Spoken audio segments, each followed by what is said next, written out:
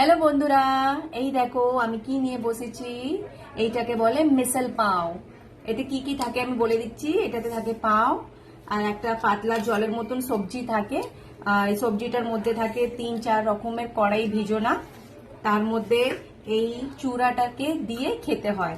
একটা শুকনো চূড়া দেয়, সেইটা ওর উপরে ছড়িয়ে তারপরে এই পেঁয়াজটা দিয়ে একটু লেবু দিয়ে মেখে খেতে হয়। তো আমি দেখাচ্ছি। এইটা নিয়ে নিলাম, এর মধ্যে চূড়া, তারপরে এর মধ্যে দিয়ে দিলাম পেঁয়াজ, আর তারপরে দিয়ে দিলাম একটু লেবুর রস।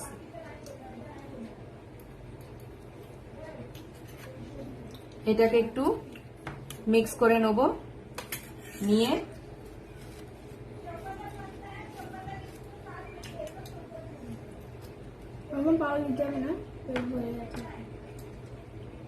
দারুণ খেতে হয়।